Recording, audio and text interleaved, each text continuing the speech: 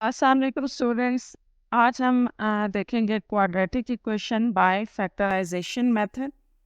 Quadratic equation हम देख लेते हैं इसकी स्टैंडर्ड फॉर्म। जैसे हमारे पास है a x square plus b x plus c equal to zero where a is not equals to zero. अब इसको फैक्टराइजेशन से कैसे सॉल्व करना है, इसके लिए एक एग्जांपल कंसीडर करते हैं। लेट्स सपोज ये एक क्वाड्रेटिक इक्वेशन है, तो इसको वही हमने पहले स्टैंडर्ड फॉर्म देनी है। इसके लिए ये x square minus 11x minus 152 equal to zero हो जाएगी। ये वैल्यू इस तरफ आ गई। अब इस इक्वेशन को हम चूँकि बाय फैक्टराइजेशन मेथड करने जा रहे हैं, तो फैक्टराइजेशन में हम ये करते हैं कि मिड टर्म को, ये जो मिड टर्म होती है, इसको हम ब्रेक कर देते हैं कोई से दो नंबर्स में जिनकी प्रोडक्ट आपके पास इसके इक्वल होनी चाहिए। यानी कि जो आपका सी और ए की प्रोडक्ट मिलके बना रहा होगा। जैसे यहाँ पर अगर मैं सी वैल्यू को ए की वैल्यू के साथ मल्टीप्लाई करूँ जो कि 1 है, तो मेरे पास 1 इंटू माइनस 152 आ जाएगा माइनस 152। यानी कि ये मेरे पास ए सी की प्रोडक्ट है। इस दो नंबर ऐसे अब मैंने लेने हैं जिनको मैं मल्टीप्लाई करूं तो माइनस 152 आए, और अगर मैं उनको ऐड या सब्ट्रैक्ट करूं तो माइनस 11 आना चाहिए। अच्छा स्टूडेंट्स, इसको निकालने का बहुत आसान सा तरीका है। जब भी आपने ये नंबर जो ए और सी की प्रोडक्ट से आया हो, इसको अगर आपने दो नंबर ढूंढने हैं कि वो कौन से दो नंबर हैं जिनकी एडिशन या सब्ट्रैक्शन से सेंटर वाला नंबर आ जाएगा, तो इसको आप प्राइम फैक्टराइजेशन से कर लें, इसके प्राइम फैक्टर्स निकाल लें। जैसे कि हम प्राइम फैक्टर्स कैसे निकालते हैं, ये आप लेने छोटे सबसे छोटे नंबर से स्टार्ट करते हैं। ये 2 से चूँकि डिविजिबल है तो हम 2 से स्टार्ट कर रहे हैं इसको। 38 आ जाएगा, दैट 2 1 और 2 9 18 देन 90। इसका मतलब ये है कि वो जो दो नंबर हम ढूंढ रहे हैं वो यहाँ पर होंगे, इन्हीं नंबर्स के अंदर होंगे, इनसे बाहर नहीं होंगे। इन्हीं के अंदर दो नंबर की प्रोडक्ट 152 देगी और एडिशन और सब्ट्रैक्शन माइनस 11 देगी। जैसे यहाँ से अगर मैं 19 ये 2 क्रॉस 2 और इसको मिला के, तीनों 2 को मिला के एक नंबर बना लूँ 8 और 19। अब 19 इंटू 8 हमें 152 देता है, जबकि 19 में से अगर 8 माइनस कर दे तो ये 11 देता है। चूँकि अब मुझे यहाँ पर माइनस 11 चाहिए, इसलिए मैं यहाँ पर माइनस लगाऊंगी, और यहाँ पे बड़े नंबर के साथ आप माइनस लगा दें, छोटे के साथ आप प्लस लगा दें। अब यही साइन अगर मैं यहाँ पर रखूँ तो आप देखेंगे कि प्लस माइनस माइनस 152 आ जाएगा।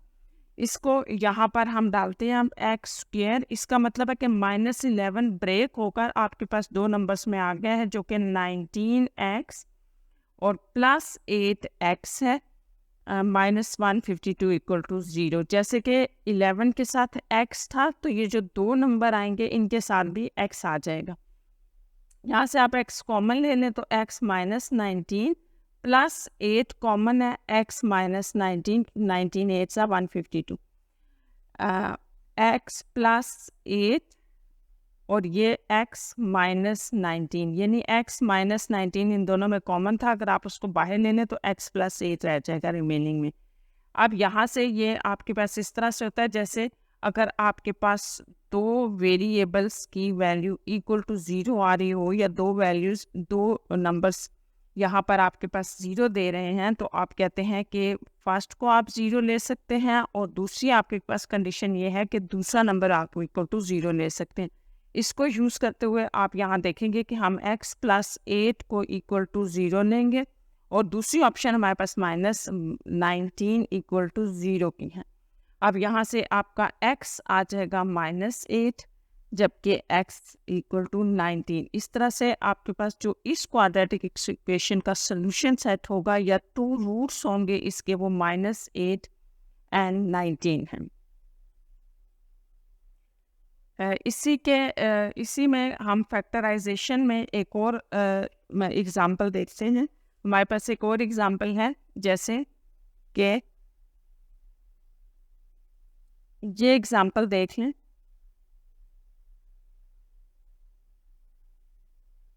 इस एग्जाम्पल में अगर आप स्टूडेंट्स देखें तो ये एक क्वाड्रेटिक इक्वेशन की फॉर्म स्टैंडर्ड फॉर्म नहीं है, इसको स्टैंडर्ड फॉर्म पहले देनी पड़ेगी। उसके लिए आप यूँ करें कि आप इसको सिंप्लीफाई करें, इन दोनों का हम एलसीएम लेंगे। यहाँ एलसीएम स्टूडेंट्स आपने याद रखना है क्योंकि ये दोनों नंबर डिफरेंट हैं, तो इनकी प्रोडक्ट जो होगी वो एलसीएम होगा। अगर ये दोनों नंबर सेम होते, लेट्स सपोज यहाँ भी x-4 है, यहाँ भी x-4 है, दोनों नंबर जब सेम होते तो एक नंबर आपके पास एलसीएम आ जाता। चूंकि ये दोनों डिफरेंट हैं तो इनकी प्रोडक्ट आ जाएगी। यहाँ से क्रॉस मल्टीप्लिकेशन से ये वैल्यू यहाँ चली जाएगी और क्रॉस मल्टीप्लिकेशन से ये वैल्यू वहाँ आ जाएगी। चूंकि बाहर माइनस है तो ब्रैकेट लगा दें। अब इसकी सिंप्लीफिकेशन में आप इसको मल्टीप्लाई कर दें, माइनस अंदर अप्लाई कर दें, +3 हो जाएगा। अंदर वाले साइन चेंज होंगे, x के साथ माइनस और 3 के साथ प्लस आ जाएगा, माइनस प्लस, x -3 x -4। ये आपके पास कैंसिल आउट हो गया, -1/x -3 x -4। यहाँ से फिर क्रॉस मल्टीप्लिकेशन से ये वाली सारी वैल्यूज इधर मल्टीप्लाई कर दें और ये वाली वैल्यू यहाँ मल्टीप्लाई कर दें, तो ये आपके पास यूँ आ जाएगा, 2 के साथ आ जाएगी ये वैल्यू और -1 के साथ x -9।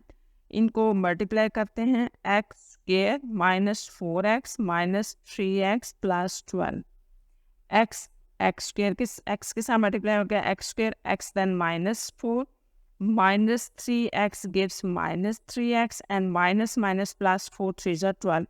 Now if we apply the -1 to the inside of the x -9, we get -x, sign will be changed into the bracket. इसको अब आप सॉल्व कर लें, x square -7x + 12, 3x -7x, sign minus रहेगा, values add होगी, -x + 9। तो 2 अंदर multiply करना है, सारी वैल्यूज के साथ 2 मल्टीप्लाई हो जाएगा, 14x + 24 is equal to -x + 9। इन वैल्यूज को भी आप इस साइड पे लें क्योंकि हम इसको एक स्टैंडर्ड फॉर्म देने जा रहे हैं। तो इस तरफ आपके पास 0 आ जाएगा, 2x square as it is, 14x और -x, -14x + x gives 13x, -13x, 24 - 9 gives +15 = 0। अब हमारे पास ये एक स्टैंडर्ड फॉर्म आ गई है क्वाड्रेटिक इक्वेशन की। इसको हमने फैक्टराइजेशन से उसी तरह से करना है कि इसकी जो मिड टर्म है उसको हमने ब्रेक करना है, 2 नंबर्स में डिवाइड करना है। तो पहले सबसे पहले आप इसको यहाँ पर मल्टीप्लाई करें, 15 को 15 × 2 30 आ जाएगा, जो कि A क्रॉस C की प्रोडक्ट है 30। अब मुझे ऐसे 2 नंबर्स चाहिए जिनकी प्रोडक्ट 30 हो और एडिशन और सब्ट्रैक्शन से -13 आ रहा हो। इसको भी स्टूडेंट्स आप प्राइम फैक्टराइजेशन से करेंगे, 2 1s are 2 5s are, then 3 5s are 50, 5 1। इसका मतलब है कि वो 3 नंबर जो हमें 2 नंबर जो जिनकी प्रोडक्ट हमें 30 देगी और एडिशन और सब्ट्रैक्शन -13 देगी, वो इसके अंदर है। देखिए स्टूडेंट्स, अगर मैं यहाँ से ये 3 और 2 को मिला के एक नंबर ले लूँ और ये 6 × 5 आपको 30 तो देगा, लेकिन इनका सम आपके पास 11 होता है जो कि इनकरेक्ट है। तो इस तरह से हम 5 2s are 10 × 3 ले लेते हैं जो कि हमें 30 दे रहा है और साथ में 10 और 3 हमें 13 भी दे देगा। इसके अकॉर्डिंग हमारे पास जो मिडिल टर्म है वो ब्रेक हो जाएगी -10x और -3x में। -10x -3x gives 13x। एक तो यहाँ से पता चलेगा कि आपने अपनी फैक्टराइजेशन सही की है या गलत, इन दोनों को आप बैक करें तो वो नंबर बनना चाहिए। दूसरा, आप अगर इसमें से 2x कॉमन ले लें तो x -5, यहाँ से -3 कॉमन लेंगे, अंदर साइन चेंज होंगे, x -5 = 0। दूसरा ये कि आपकी फैक्टराइजेशन सही है, वो यहाँ से पता चलेगा, ये नंबर दोनों में सेम आना चाहिए। अगर x -5 को हम कॉमन ले लें, दोनों में सेम है, तो 2x -3 रिमेनिंग में रह जाएगा। यहाँ से आप उसी तरह से 2 वैल्यूज़ लें, x -5 इक्वल टू 0 और 2x -3 इक्वल टू 0। यहाँ से x की वैल्यू आपके पास 5 आ रही है और यहाँ से 2x इक्वल टू 3।